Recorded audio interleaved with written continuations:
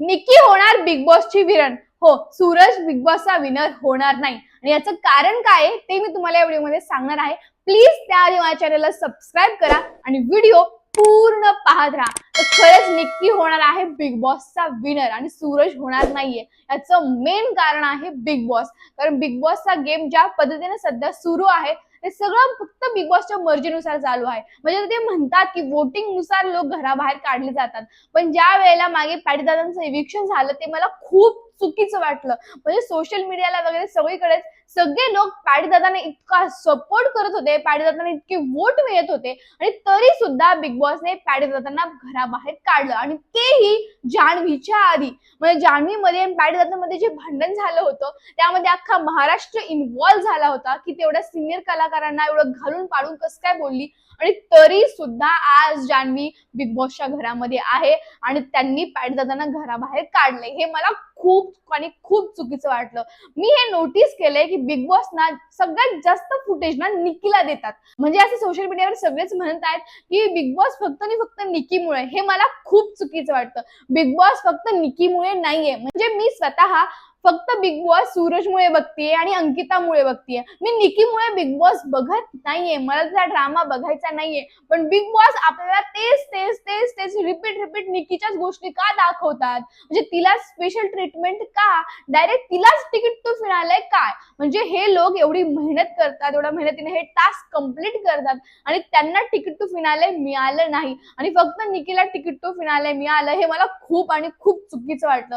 कारण ज्या पद्धतीनं वर्षाताईंनी तो कालचा टास्क कंप्लीट केला, डीपी दादानं केला, अभिजितनं केला, सूरजनं इतका चांगला टास्क कंप्लीट केला, इतके चांगले कॉइन्स मिळवले आणि खरंच बिग बॉसच्या हातात आहे की यांनी पुढचे गेम्स काय ठेवायचे.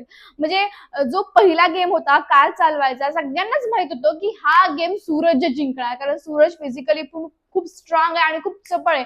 त्यामुळे सूरज पटपट जाऊन ते सगळे फ्लॅग जमा करेल हे आपल्याला सगळ्यांनाच माहित होतं. पण नेक्स्ट टास्क होता की ज्या टास्क मध्ये एका पोलला एक त्यांना वायर घेऊन जायचं होतं आणि ते कुठेही टच झालं तर त्याचा एक मार्क कट होणार होता. म्हणजे त्याचा एक पॉइंट म्हणजे 1 मिनिट असं होतं ते. आणि त्यांनी 30 वेळा जर ते चिटकवलं तर त्यांचे 30 मिनिटं जमा होणार असा काही तो गेम होता. आणि त्यामध्ये सूरज हरला आणि निकीला डायरेक्ट मिळालं तिकीट टू फिनाले. आणि मला हा गेम खूप चुकीचा वाटला. आणि अशा पद्धतीचे त्यांचे आजपर्यंतचे सगळेच गेम असेच होते ज्यामध्ये अरबाजचं फिजिकली स्ट्रॉंग होता त्यामुळे अरबाजला पुश केलं जायचं आणि अरबाजचा गेम काहीच नव्हता. म्हणजे अरबाजचा आणि निकीचा ड्रामा बघून अख्खा महाराष्ट्र वैतागला होता. तिचा आवाज ऐकून सगळेच इरिटेट होतात. पण तरी सुद्धा असं म्हटलं जातं की बिग बॉस फक्त निकीमुळे सुरू आहे आणि मला हे खूप चुकीचं वाटतं. पण तरी सुद्धा ही रियालिटी आहे की वोटिंग नुसार इथे काही सुरू नाहीये. त्यामुळे ह्यांनी ठरवून ठेवलंय की यांना निकीला विनर बनवायचं आहे. कारण निकीने आजपर्यंत इतक्या लोकांचे अपमान केले, एवढे वाईट शब्द बाकी लोकांना बोलली, तरी सुद्धा बिग बॉसने तिला काही मोठी शिक्षा दिली नाही. उलट जान्हवीला मोठी शिक्षा मिळाली. काही लोक घराबाहेर गेली, दादा सुद्धा घराबाहेर गेले. पण निकीला त्यांनी आणखी घराबाहेर काढलं नाही ना, तिला मोठी शिक्षा मिळाली. आता डायरेक्ट तिला तिकीट टू फिनाले मिळाले. हे मला खूप चुकीचं वाटतंय. इकडे सूरजला अख्खा महाराष्ट्र सपोर्ट करते, त्याला इतके जास्त वोट्स मिळत आहेत. म्हणजे माझ्या मागच्या काही व्हिडिओज मध्ये पण असं सांगितलं की सूरजच होणार आहे बिग बॉसचा विनर. सगळ्यात जास्त गोष्ट मिस करतोय आपण भाऊंचा धक्का. हो, भाऊंच्या धक्क्यावर प्रत्येक हप्त्याला बोललं जायचं की कोण चुकीचं खेळलं, कोण वाईट खेळलं.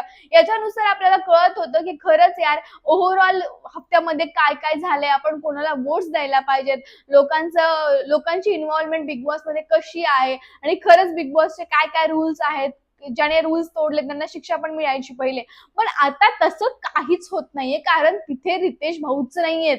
म्हणजे रितेश भाऊंचं काहीतरी शूटिंग सुरू आहे त्यामुळे रितेश भाऊ तिथे येत नाहीये आणि बिग बॉस हा 100 दिवसांचा खेळ ते फक्त आणि फक्त 70 दिवसात संपवत आहे. हे मला खूप चुकीचं वाटतं आणि खरंच मला आता बिग बॉस स्क्रिप्टेड वाटायला लागलाय. मला आता असं वाटतंय की खरंच हे निकीलाच ट्रॉफी देऊन टाकणार आहेत. माझा आता बिग बॉसवर 1% सुद्धा विश्वास नाहीये की बिग बॉस खरंच नियमात खेळतं का, म्हणजे वोटिंग खरे आहेत का, यावर माझा खूप मोठा प्रश्नचिन्ह आहे.